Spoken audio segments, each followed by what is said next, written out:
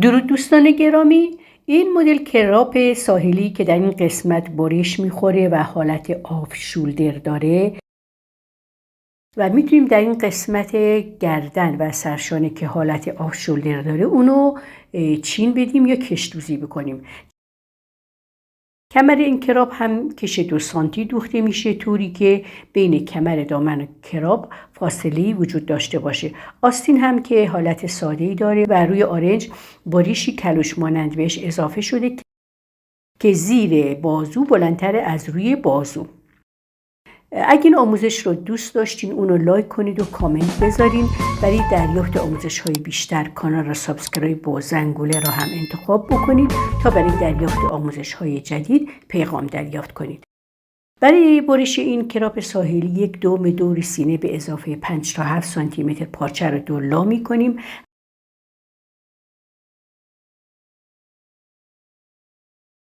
و از قسمت بالای بالاتنه به اندازه 8 تا 10 سانتی متر دوباره اونو دولا می‌کنیم برای کشدوزی و چین روی حلقه گردن و سرشانه و یک بار دیگه اونو دوباره دولا می‌کنیم تا پارچه 4 لا بشه.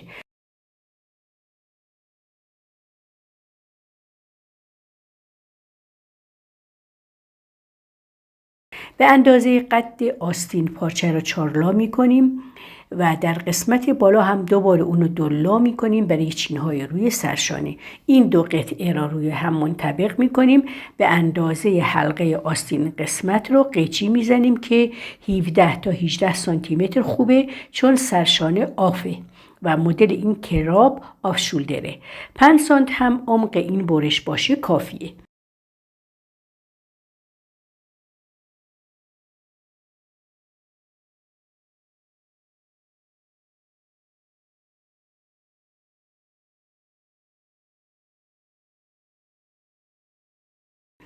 این قسمت حلقه آستین بالاتنه و آستین رو به هم دوخت میزنیم. خط پهلوها هم دوخته میشه. این قسمتی که تا زده ایم رو باید کشدوزی بکنیم تا به طور کامل روی سرشانه و بازو و حلقه گردن قرار بگیره. در کمر هم میتونیم کمر رو تا بزنیم و کشدوزی بکنیم. به هنگام دوخت این قسمت از حلقه های آستین به هم دوخته میشه. بعد از دوخت هر دو آستین کل بالای سرشانه و گردن کشدوزی میشه و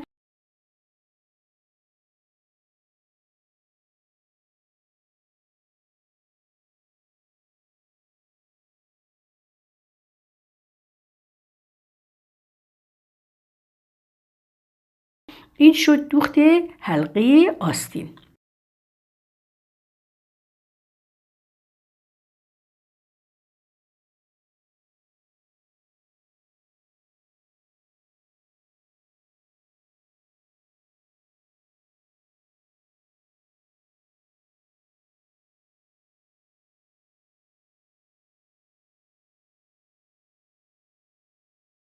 سپس به اندازه 4 تا 5 سانتی متر کل سرشانه و گردن را که حالت یقه آف شولدر داره تا میزنیم.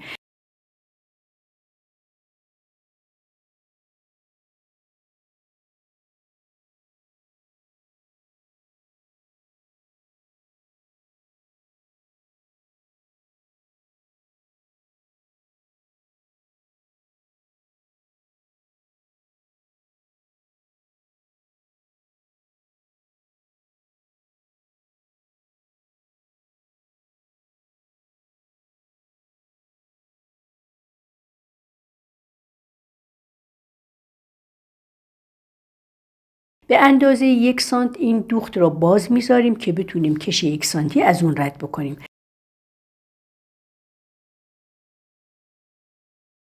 به اندازه پهنای کش 1 سانتی دوخت دوم را هم انجام میدیم.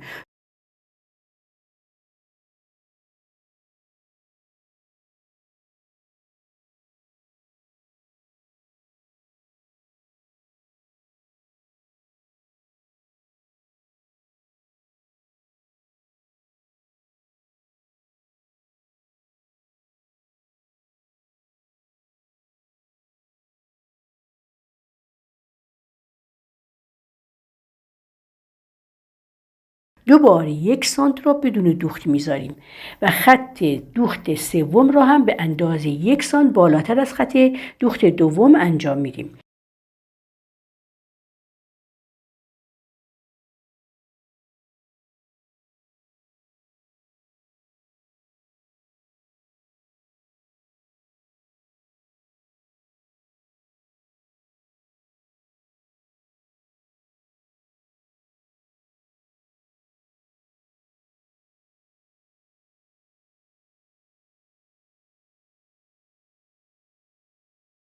با استفاده از 2 عدد سنجاق سر به طور همزمان هر دو کش 1 سانتی را از محل دوخت هایی که انجام دادیم رد می کنیم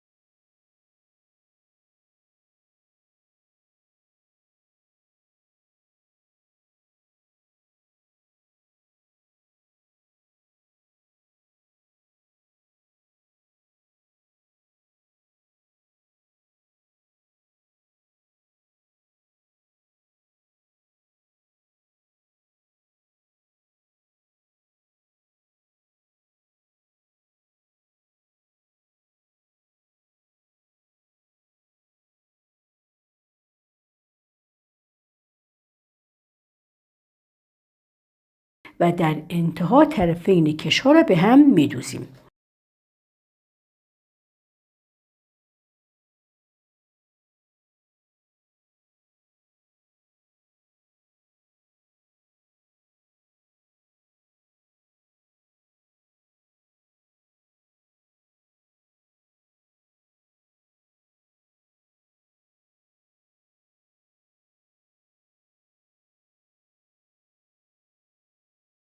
حالا باید خط پهلوها را بدوزیم.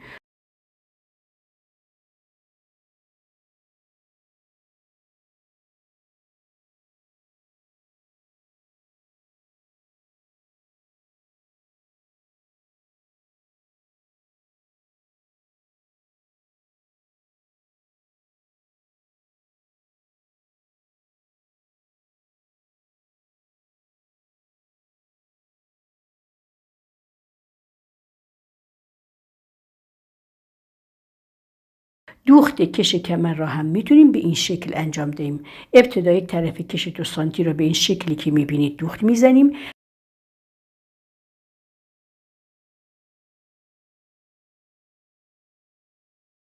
سپس کش و لبه دوخته شده را برمیگردانیم و از لبه دوخت دوم را هم انجام میدیم.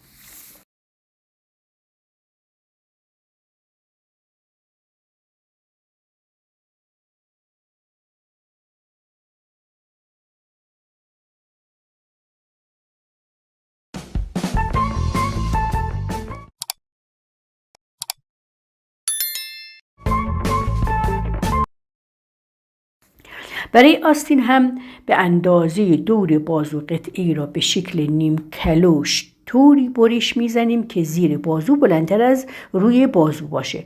اندازه دور بازوی آستین را اندازه میگیریم. هر چقدر شد به همان اندازه پارچه بعدی رو کلوش میکنیم، طوری که هر دو حلقه هم اندازه هم باشه.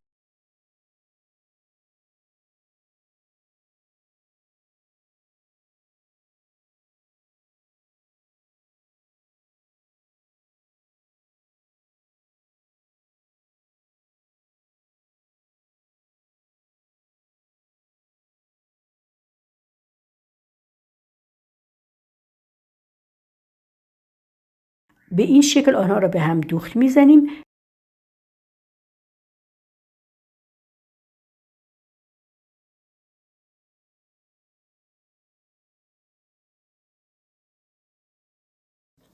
و دوخت اونها را که انجام دادیم، کراب به طور کامل آماده میشه.